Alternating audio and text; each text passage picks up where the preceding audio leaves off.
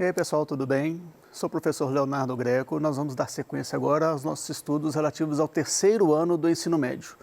Na aula de hoje, nós vamos analisar um pouco a questão da globalização e as relações econômicas que se construíram a partir desse mundo mais dinâmico, mais autônomo, né? Nós vamos identificar as principais mudanças nas relações internacionais, resultantes também desse processo de globalização, tá? E perceber também como que se reorganizaram economicamente os países para se adaptar às novas exigências desse mundo globalizado. Bom, mas para falar da economia globalizada, a gente tem que voltar um pouco no tempo e analisar um pouco um lado positivo da Segunda Guerra Mundial. Professor, lado positivo de uma guerra? Sim. A gente tem que pensar que nada na vida também tem só lados negativos ou só lados positivos. Com relação à Segunda Guerra Mundial, quais foram os benefícios que ela acabou trazendo para a humanidade? As telecomunicações, principalmente na questão da informática, a internet, né?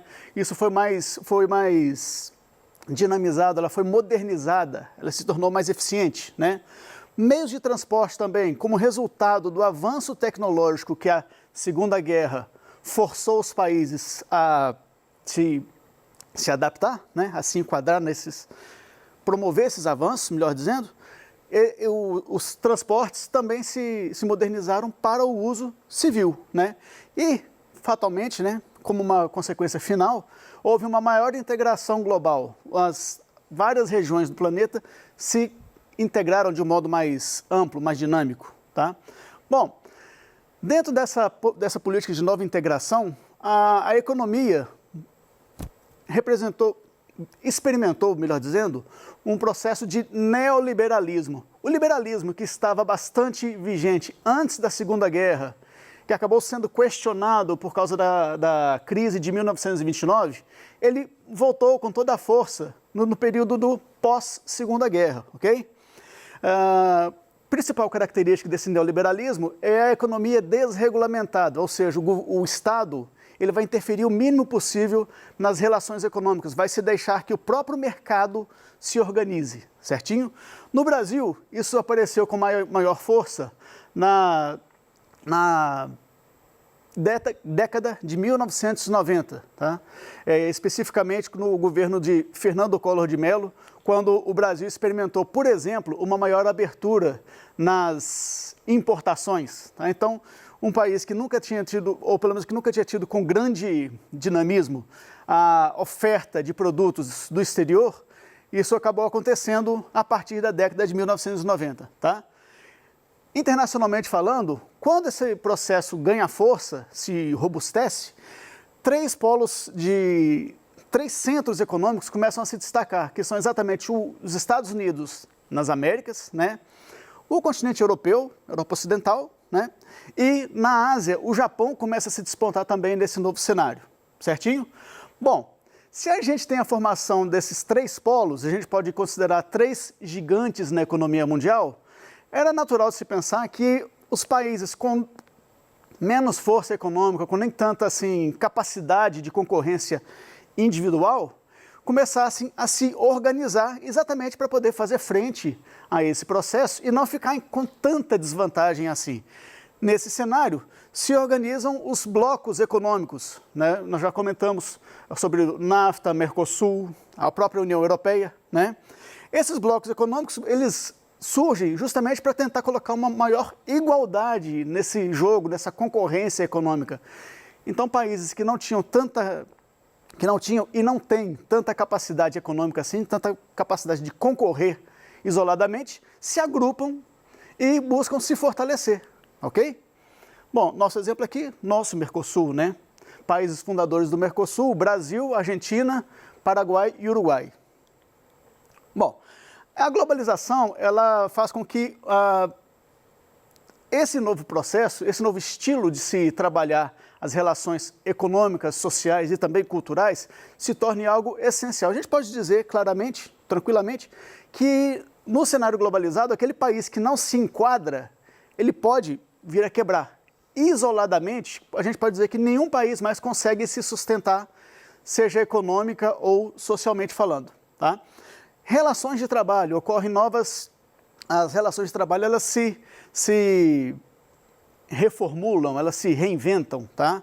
Bom, inicialmente a gente tem a presença das empresas chamadas de transnacionais, grandes blocos econômicos, grandes grupos econômicos, melhor dizendo, né? Vamos dizer, por exemplo, a gente não pode falar muito nome de marca aqui, mas vamos falar Coca-Cola, né? Vamos falar bem sutil, né? A Coca-Cola, por exemplo, ela tem a sua sede, a sua matriz, né? Onde está considerada toda a sua administração, nos Estados Unidos, né?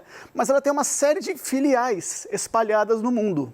A mesma coisa acontece com empresas de vestuário, empresas de tecnologia, tá? O que acontece? Qual é a particularidade disso? Você espalhando a sua capilaridade, a sua produtividade, você consegue, por exemplo, fazer com que em países de menor força econômica, você possa ter uma maior oferta de empregos, né? A arrecadação de impostos nesses países possa se tornar mais robusta. Só que isso não vai significar uma distribuição mais igualitária da riqueza produzida. A gente vai ver isso com mais detalhes um pouco mais à frente, certinho? Bom, esse primeiro item do slide aqui parece meio contraditório, né? A globalização vai acentuar a desigualdade? Vai muito no rumo do que eu acabei de falar com vocês. A gente vai ter uma situação de maior concentração de riqueza naqueles países onde a riqueza já estava mais concentrada. Então você vai ter, nos exemplos que eu dei das empresas, né, de tecnologia, por exemplo, você vai distribuir a produção em outras regiões do planeta, vai acabar gerando empregos, vai acabar gerando recursos, só que o montante mais expressivo desses recursos, né, o lucro maior, por assim dizer, vai ser direcionado para as matrizes, que já estão localizadas em países, já ditos, né, países desenvolvidos. E aí a gente vai ter uma situação em que essa economia, cada vez mais desregulamentada, ela vai fragilizar as relações de trabalho. O que significa isso? Cada vez mais, na maioria dos países, as pessoas vão ser, não é que vão escolher, elas vão ser forçadas a abrir mão de certos direitos trabalhistas, mas para garantir o trabalho. Então a pessoa vai de repente, abrir mão de uma segurança social, né, de uma seguridade social, por exemplo, vai abrir mão de uma estabilidade profissional em troca de ter mais ofertas de emprego. Então a pessoa ela vai às vezes trabalhar um pouco mais, vai ganhar até um pouco menos talvez, mas ela vai ter uma maior disponibilidade de postos de trabalho. Na hipótese de um desemprego para ela, ela vai ter maior facilidade se concordar em abrir mão de alguns direitos. E aí ela vai ter maior facilidade para se recolocar no mercado, né? E essas empresas transnacionais, como é que elas são atraídas para outros centros de países em desenvolvimento? Normalmente, esses países vão oferecer para essas empresas vantagens. Que tipo de vantagens? Por exemplo, isenção de impostos para se estabelecer em determinado país, ou, se não isenção, redução de impostos. Algumas empresas vão receber, por exemplo, uma montadora de automóveis. Elas vão receber o terreno onde a montadora vai ser instalada. O governo vai ceder para a empresa aquele terreno, né? E vai ter uma facilitação na questão da obtenção da mão de obra, da capacitação da mão de obra. Então, são todas uma série de agrados, né, de benefícios que os países oferecem para atrair essas empresas. Isso faz com que, em algumas regiões do globo, a gente comece a perceber um leilão, uma concorrência entre países, ou até mesmo dentro de um mesmo país, estados diferentes começam a concorrer, assim, quem dá mais, quem oferece mais vantagens para uma determinada empresa ali se instalar, ok? Bom, globalização e exclusão. Em que sentido a globalização ela pode acentuar o processo de exclusão? Principalmente nos países em desenvolvimento, onde a situação socioeconômica já é mais frágil, né? A gente percebe essa questão da desigualdade com mais força. Exemplo, você tem um trabalhador que vai atuar num ramo de alta tecnologia, né?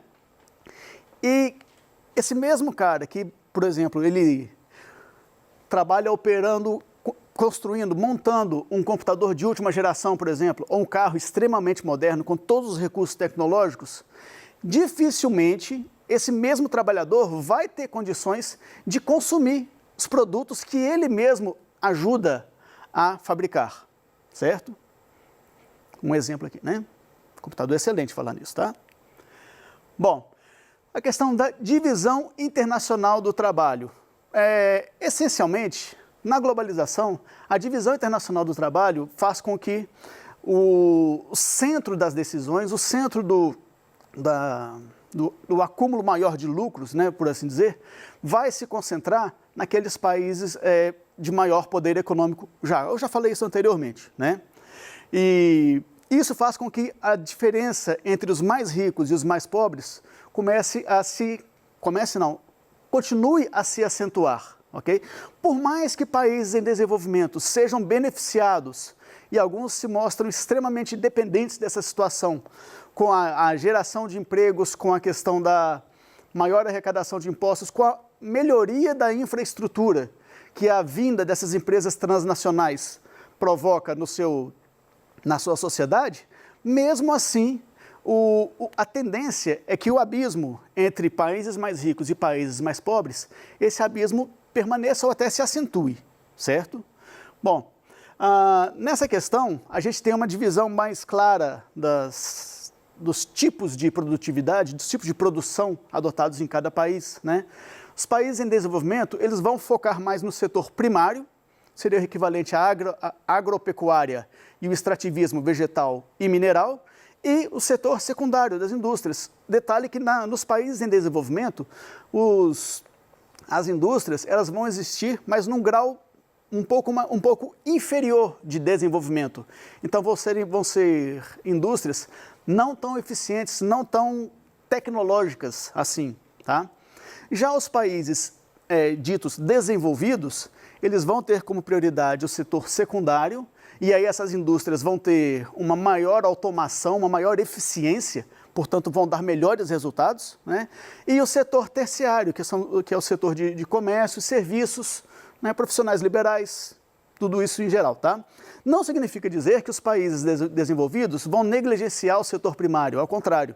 O setor primário ele não vai demandar toda ou a maior parte da mão de obra, entretanto vai ser um setor extremamente eficiente também. A agropecuária vai ser intensamente mecanizada, o que vai fazer com que, por exemplo, a produtividade agropecuária possa ocorrer em áreas relativamente menores e resultando num resultado é bom, né? Resultando numa produtividade muito melhor, muito mais eficiente, demandando cada vez, por exemplo, menos trabalhadores, tá? Bom, o que são pseudo-indústrias? Quando eu falo que, por exemplo, uma grande montadora europeia, ela se instala, por exemplo, aqui no Brasil, né? Você não vai ter uma indústria que vai fabricar os bens, por exemplo, um veículo, tá? O que vai acontecer é o seguinte, todas as peças desse veículo vão ser montadas em outros locais, né? E vai caber à indústria que foi instalada, por exemplo, aqui no Brasil, apenas a montagem desse veículo. Então não se fabrica, por exemplo, um Jeep, né? Pertencente a conglomerados da Fiat hoje em dia, não se fabrica um Fiat, um Jeep no Brasil. O que se faz aqui é apenas a montagem. O que acontece? Por exemplo, o know-how, o conhecimento, a experiência das técnicas para se fabricar um veículo do porte de um Jeep, por exemplo, não é transferido para o profissional brasileiro. O profissional ele fica atento, ele fica ligado apenas, então ele conhece, ele aprende apenas as técnicas para uma montagem. Isso faz com que a disseminação do conhecimento, do saber industrial, também fique limitado, ok? Bom, será que os resultados dessa globalização, eles também estão globalizados? Então, tudo que se produz mundo afora fica igualmente distribuído? a gente vai perceber que, infelizmente, não. Tá? De fato, com o resultado da globalização econômica, tudo que se produz em termos de capital, né, em termos de ativo, resultados, mesmo lucro, né? Tudo eu não digo, mas a grande maioria, a esmagadora maioria, tende a voltar para a sua matriz, né? Então, tudo que, por exemplo, a Coca-Cola vende aqui no Brasil, a Nike vende, né? Tudo isso é distribuído uma parte menor para saldar compromissos financeiros aqui no Brasil, para saldar os compromissos trabalhistas, os compromissos fiscais, pagamento de impostos, né? Só que o grande lucro, o grande montante, aquilo que interessa aos acionistas, volta para a sua matriz. Então, podemos dizer o seguinte, as fábricas criadas, as fábricas montadas aqui no Brasil, geram lucro, geram divisas, mas a maior parte é direcionada à sua matriz. O que não significa que seja um mau negócio para o Brasil, né? Porque quando você fala em gerar empregos num país onde a questão do trabalho sempre foi um problema, sempre foi um gargalo, ainda que os maiores resultados não fiquem com o país, com o Brasil, por exemplo, ainda assim é extremamente interessante e por isso que é extremamente preocupante quando a gente vê situações onde determinadas empresas, determinadas transnacionais começam a sair do seu país, buscar outros países para estabelecer suas áreas de produção, ok? Bom, vamos começar um pouquinho a praticar, né? Vamos lá? Perguntinha. O processo de globalização tem, na atualidade, provocado grandes mudanças, tanto nas esferas econômica, financeira e política, quanto na vida social e cultural dos povos e das nações, em escala mundial. A esse respeito, é possível afirmar, de modo correto, que bancos globais têm sua sede em países subdesenvolvidos? Nunca, né? A gente viu aqui que, assim como as empresas que cuidam das finanças, né, as empresas financeiras, a gente pode considerar um banco assim, ele vai ter sua sede também em países desenvolvidos e vai espalhar filiais mundo afora. O avanço das telecomunicações e da informática e o uso da internet são fundamentais para os fluxos financeiros mundiais? Sim, ok. A gente já está até se acostumando um pouco mais com a expressão dinheiro virtual. Né? As grandes transações financeiras, elas ocorrem no mundo virtual, por isso que ter uma rede de comunicações eficiente é tão importante quanto ter uma rede de comunicações segura também, né? Então, isso é uma realidade e aí a gente acabou caindo na resposta. A letra B é a resposta correta, certinho? Vamos seguir para as outras três, não para a gente ganhar tempo, para não cansar tanto vocês assim, ok? Bom, hoje, na nossa aula, a gente percebeu que a globalização da economia é reflexo do movimento iniciado na década de 1990, tornando-se algo extremamente importante, algo essencial para o nosso planeta, né? No Brasil, eu já falei, iniciou-se na era Collor de Mello, né, no governo do Fernando Collor de Mello, com uma abertura mais intensa das importações, ok? Vimos também que a divisão internacional do trabalho no processo de globalização acentuou as diferenças do processo de globalização em si, né? A gente viu a questão do tipo de trabalho que é destinado aos países em desenvolvimento, a questão da distribuição desigual dos lucros. A gente pode dizer que o grosso dos lucros volta para a matriz e os países em desenvolvimento ficam apenas com o restinho do resultado dessa produção, o que não significa que não seja interessante para esses países, ok? E vimos também, finalmente, que a integração de mercados não significou definitivamente um maior equilíbrio das relações socioeconômicas. Eu falei alguns slides atrás que as diferenças entre os mais ricos e os países mais pobres, vamos dizer assim, entre os desenvolvidos e os em desenvolvimento, as diferenças elas se mantêm e em alguns casos elas até tendem a se estender, a ficar mais evidentes, certinho? Bom, espero que vocês tenham aproveitado bem a aula, espero que vocês continuem me acompanhando nas próximas atividades, beleza? Muito obrigado, pessoal!